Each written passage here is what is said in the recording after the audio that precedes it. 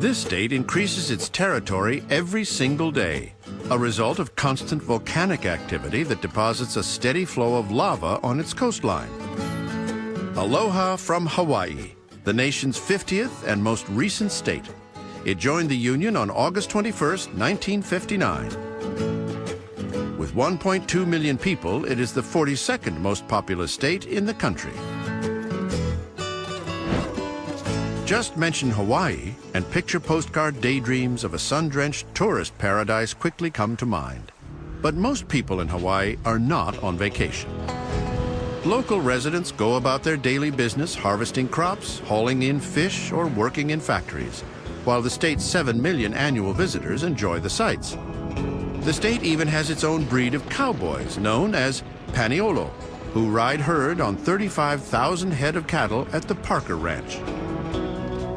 But living in paradise does have its drawbacks. In Honolulu, residents must contend with the same everyday hassles the rest of us face. Many people are shocked to see Honolulu as a very, very densely developed, congested city. It's actually the second densest urbanized area in the entire country. It has the fewest miles of roads per person of any city in the country.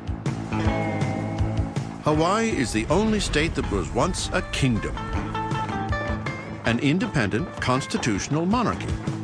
It has America's only royal palace, as well as its second largest telescope.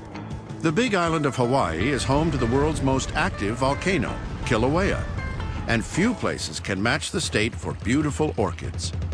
Hawaii is just as notable for the things it doesn't have, like seagulls, rabies, and daylight savings time. The Hawaiian language is also a bit lacking in letters. With only 12, it's the world's second shortest alphabet.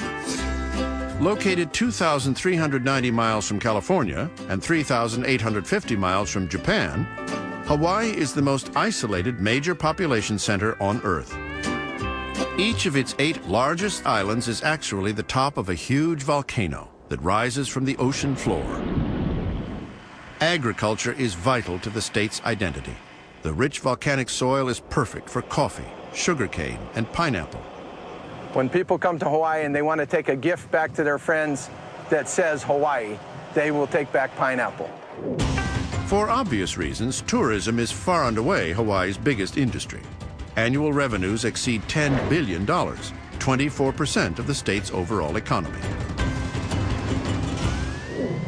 The first visitors to Hawaii arrived between 300 and 500 AD. These ancient trailblazers paddled across open ocean from the Marquesas Islands, some 2,000 miles to the south. Today, paddling remains a revered tradition with strong ties to the first Hawaiians. As soon as we get in the boat, we start thinking about the ancient Hawaiians, and we try to put our spiritual culture into the paddling. It's like a spiritual thing. For more than 1,000 years, Hawaii remained isolated from the Western world, unknown, until the arrival of Captain James Cook in 1778. Cook's discovery put the Hawaiian Islands on the map, literally. Cook, however, named them the Sandwich Islands, after one of his sponsors, John Montagu, the 4th Earl of Sandwich. Once Cook mapped us, it was only a matter of time before many others came in. Hawaii found itself really directly in the path of that advancing European culture. Cook himself was killed by a native in 1779 during a dispute over a stolen boat.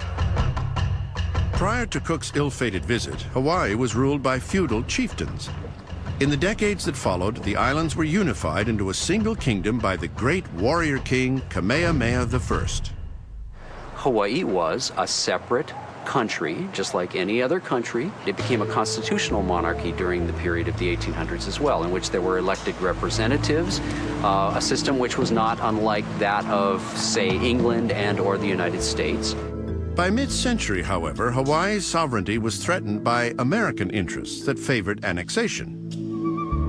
Missionaries, shipping tycoons, and plantation owners began to exert increasing influence over control of the islands. The reigning queen, Liliuokalani, was deposed in a bloodless rebellion after just 2 years on the throne. It was a coup that was executed in 1893 by a small, very small group of foreigners fewer than 100 of them, really. But what they had on their side was American soldiers who landed from the USS Boston. Not all Hawaiians embraced this new democracy, and in 1895, an armed revolt to overthrow the new government was subdued. And after a period of what was called the Provisional Government, followed by the Republic of Hawaii, the Hawaiian Islands were annexed by the USA in 1898. After annexation, Hawaii's strategic position in the South Pacific made it ideal for an American military base. It also made it an ideal target. When Japan attacked the U.S. Pacific Fleet base at Pearl Harbor on December 7, 1941, America was catapulted into World War II. The many Japanese Americans living in Hawaii and on the U.S. mainland became subject to arrest and harassment. We'd go to the movie and we'd be trying to get a seat, walking in between people on the aisle, and here somebody from the back would yell, "Sit down, Jap," you know. That's the kind of comment. While Japanese Americans were being imprisoned for imagined disloyalties, many of their sons were enlisting in the United States Army. The 100th Infantry Battalion and the 442nd Regimental Combat Team, a combined total of 3,900 men, were composed entirely of Japanese Americans, the majority from Hawaii.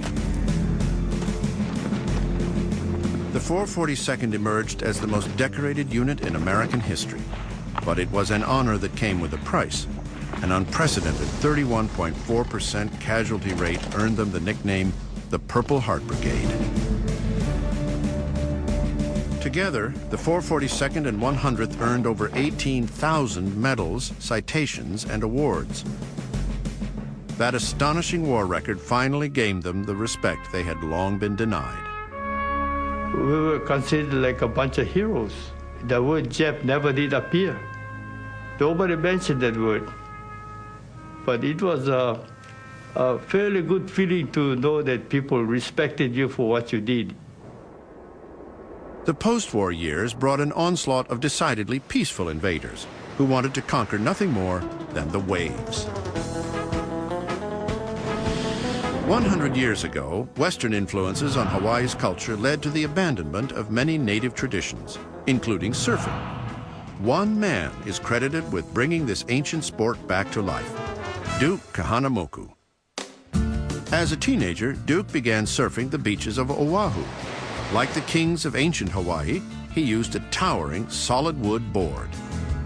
This board here is a turn-of-the-century solid koa board. Weighs about 130 pounds, and this is what the Duke would have been riding in Waikiki. Most people can barely lift these boards. Duke rode them like a magic carpet. Well, if you've ever tried one of those boards, you really respect what they did in the old days.